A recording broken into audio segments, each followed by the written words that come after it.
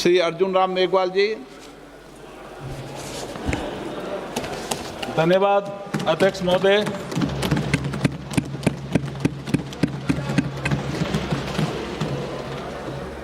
आज आपके माध्यम से इस महान सदन के समक्ष बोलते हुए मुझे गर्व, हर्ष और रोमांच की अनुभूति हो रही है। आज का दिन संसदीय इतिहास के पृष्ठों पर स्वर्णिम अक्षरों से लिखा जाएगा। इसी गरिमा में सदन ने सितंबर 2023 में नारी शक्ति वंदन अधिनियम 2023 को पास कर हमारी मातृशक्ति के लिए लोकसभा और राज्य विधानसभाओं में 33% सीटों के आरक्षण की व्यवस्था की थी और आज उस ऐतिहासिक निर्णय को लागू करने का समय आ गया है। अध्यक्ष जी, अध्यक्ष महोदय, इतिहास में कुछ अवसर ऐसे आते हैं जो इतना प्रभाव छोड़ जाते हैं कि सदियों तक उनको याद किया जाता है और आज का दिन ऐसा ही पावन दिवस है। अध्यक्ष महोदय, अध्यक्ष जी, हमारे संविधान निर्माताओं ने संविधान के आर्टिकल 368/2 माननीय सदस्य प्लीज, माननीय सदस्य,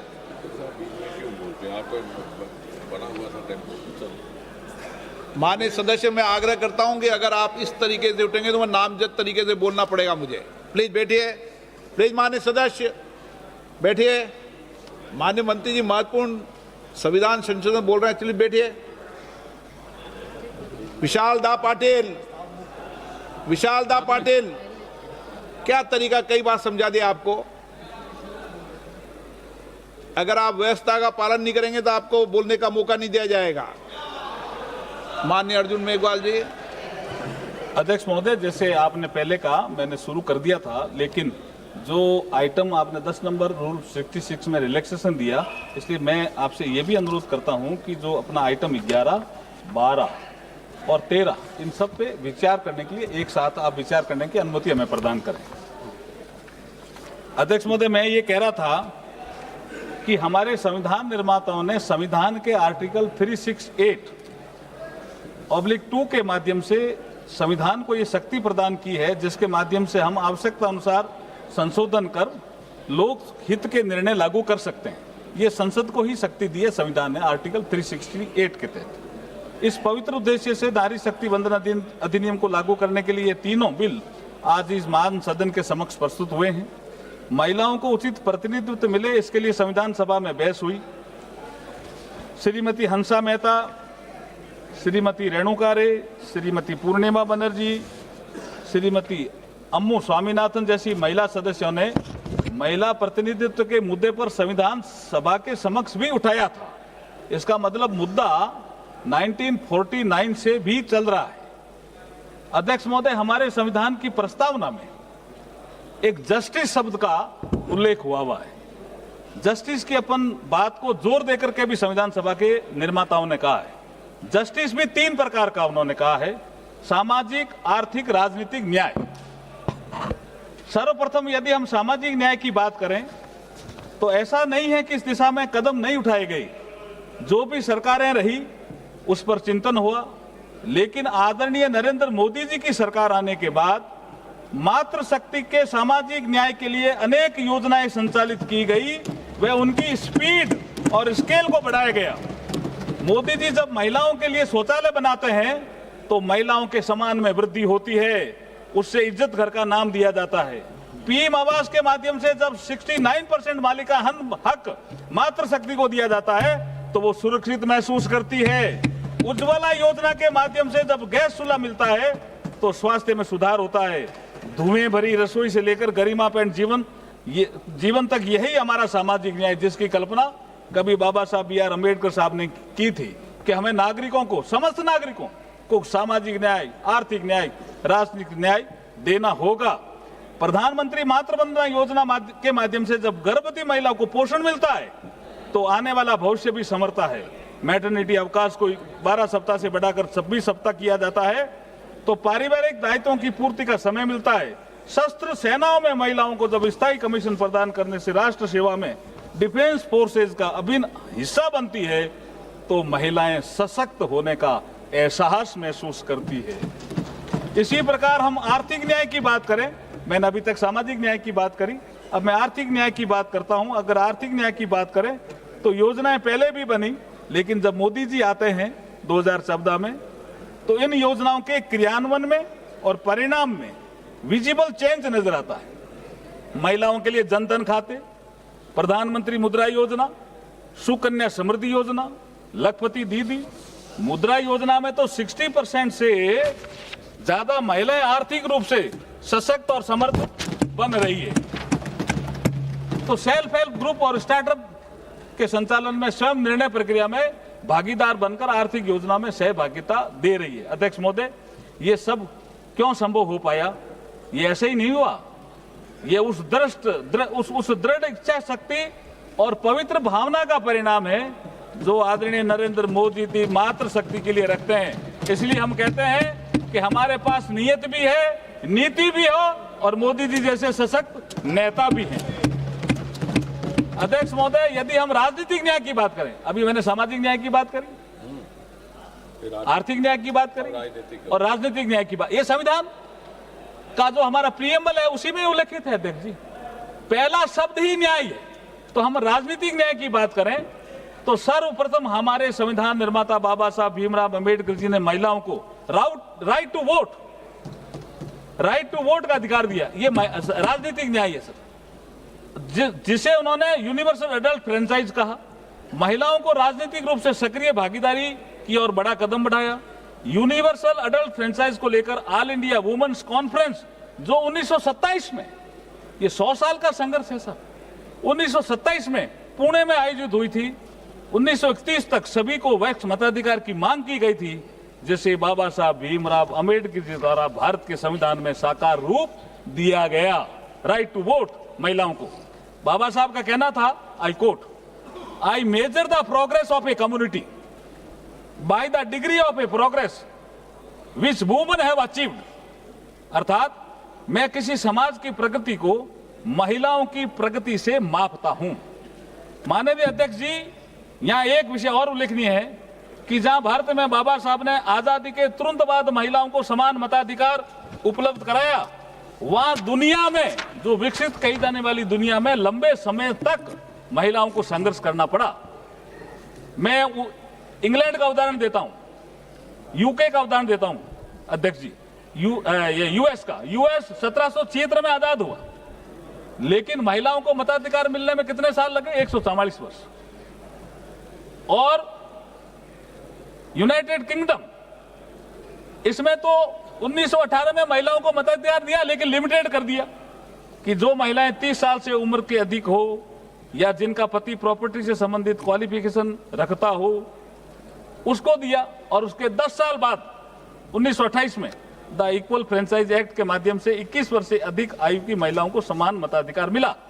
राइट टू रिप्रेजेंटेशन बाबा साहब का मूल वाक्य हुआ करता था।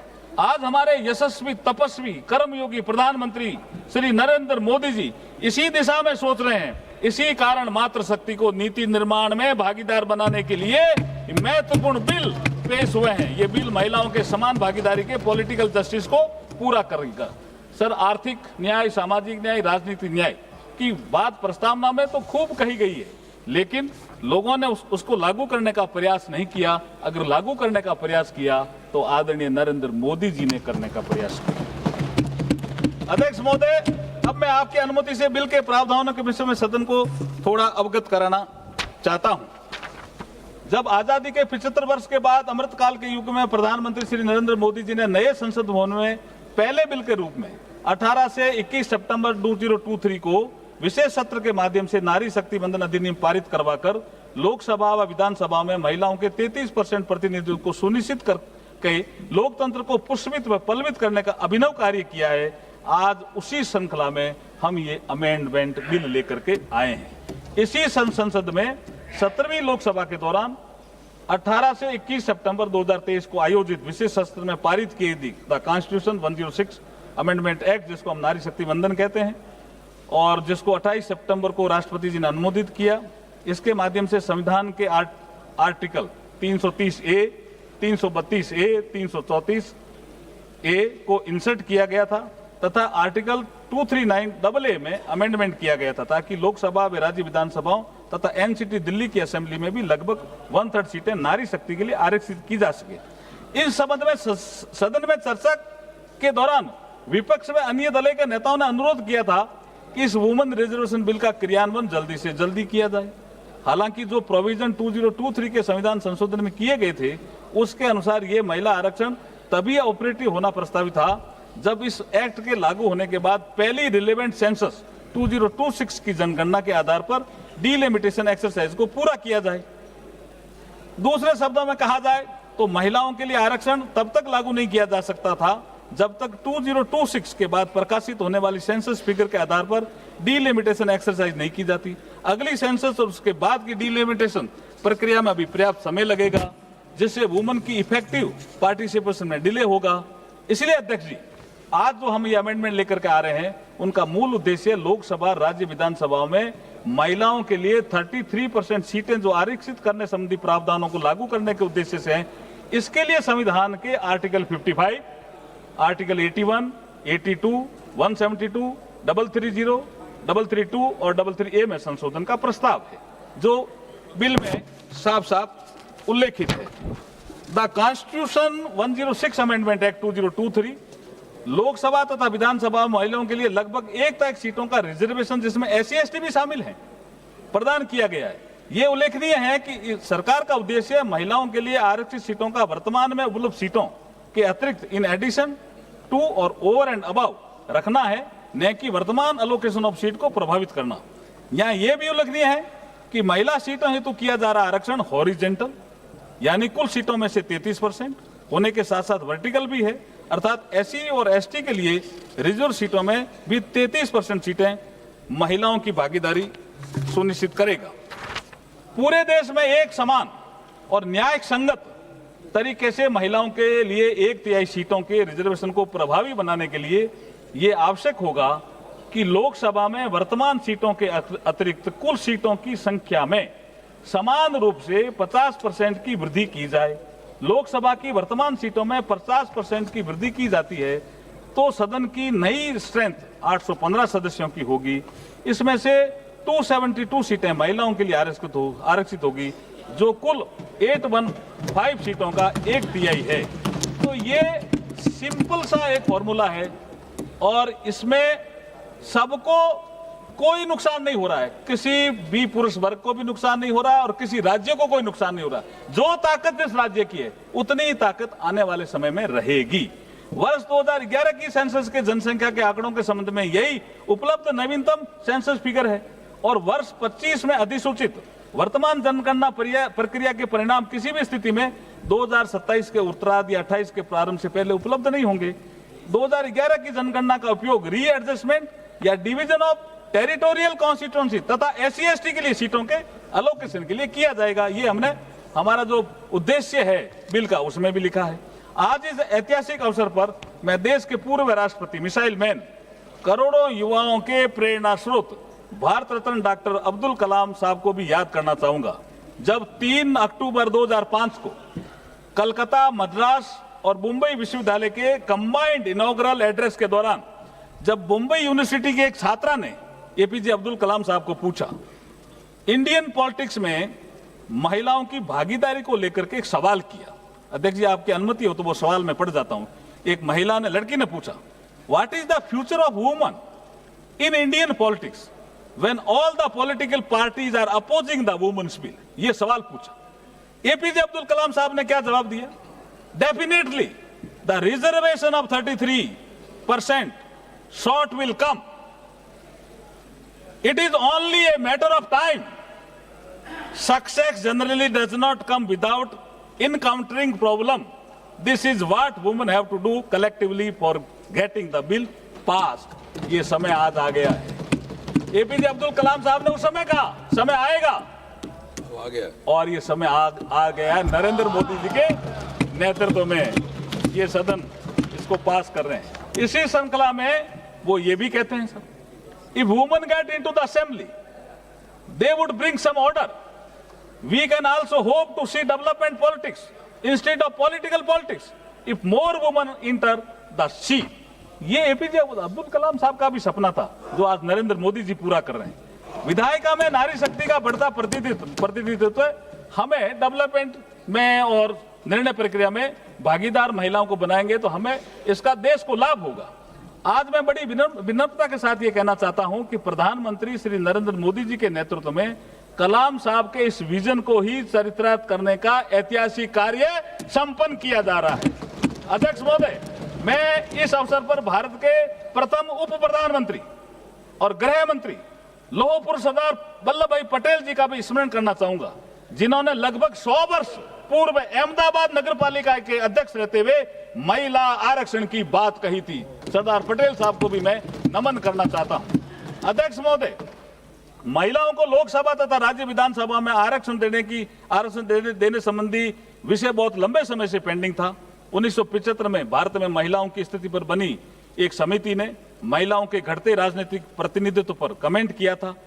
1988-2000 के नेशनल पर्सपेक्टिव प्लान में भी सभी चुने हुए निकाय में महिलाओं के लिए 30% आरक्षण की सिफारिश की थी।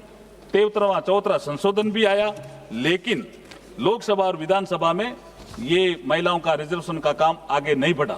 अध्यक्ष महोदय, यहां तक महिला आरक्षण का बिल का सवाल है। सर्वप्रथम ये बिल 12 सितंबर 1996 को श्री HD देवेगौड़ा साहब की सरकार के समय संविधान का 81वां संविधान संशोधन लोकसभा में पेश किया गया। बहस के बाद इसे गीता मुखर्जी की अध्यक्षता वाली संयुक्त संसदीय समिति को सौंप दिया गया। गीता मुखर्जी कमेटी ने 9 दिसंबर 1996 को अपनी रिपोर्ट सौंपी, परंतु 1996 में 11वीं लोकसभा के खत्म होने के साथ ही ये बिल खत्म हो गया। इस दिशा में अगला प्रयास आदरणीय श्री अटल बिहारी वाजपेयी जी की सरकार में 14 दिसंबर 1998 को संविधान के 84वें संविधान संशोधन विधेयक 1998 में पेश किया गया, परंतु 12वीं लोकसभा के खत्म होते ये प्रयास भी समाप्त हो गया। अटल बिहारी वाजपेयी जी की अगली सरकार 13वीं लोकसभा में 23 दिसंबर 1999 को संविधान का 85वां संशोधन विधेयक 99 में पेश किया गया, परंतु राजनीतिक पार्टियों के बीच सहमति न बनने के कारण आगे नहीं बढ़ सका। इसी श्रृंखला में अगला महत्वपूर्ण प्रयास डॉक्टर मनमोहन सिंह जी की सरकार द्वारा संविधान में 108वां संशोधन विधेयक 2008 6 मई 2008 को राज्यसभा में प्रस्तुत किया गया। 2 साल बाद 9 मार्च 2010 को राज्यसभा में तीखी बहस और भारी हंगामे के बीच ये बिल पास हो गया, किंतु लोकसभा में ये बिल पास नहीं हो सका। अध्यक्ष महोदय, हमारे यशस्वी प्रधानमंत्री नरेंद्र मोदी जी जो महिला अधिकारों और महिला कल्याण के प्रति सदैव संवेदनशील है, उनके मार्गदर्शन में लगभग सर्वसम्मति बनाते हुए नई संसद के पहले बिल के रूप में 19 सितंबर 2023 को नारी शक्ति वंदन अधिनियम संविधान का 128वां संशोधन विधेयक 2023 लोकसभा में प्रस्तुत किया, जो लोकसभा में भारी बहुमत से पास हुआ, जिसके पक्ष में 454 वोट पड़े, मात्र 2 वोट विपक्ष में पड़े, जिसे बाद में संविधान का 106वां संशोधन कहा गया। 2023 के तौर पर यह लागू हुआ, ये 2023 के लागू किया गया। अगले ही दिन 20 सितंबर 2023 को राज्यसभा में 2014 वोटों के साथ बिना किसी विरोध के ये बिल पास किया गया। 28 दिसंबर को भारत की पहली आदिवासी महिला राष्ट्रपति माननीय श्रीमती द्रौपदी मुर्मू जी के द्वारा इसे मंजूरी प्रदान की गई। अध्यक्ष महोदय, 4 दशकों के लंबे अंतराल के बाद माननीय प्रधानमंत्री जी के नेतृत्व में महिलाओं के लिए लोकसभा राज्य विधानसभाओं में 1/3 सीटों के आरक्षण की व्यवस्था सुनिश्चित हो पाई। आज हम इस संविधान 131वें संविधान संशोधन विधेयक 2026 के माध्यम से इसे इस महान सदन के समक्ष साकार रूप देने जा रहे हैं।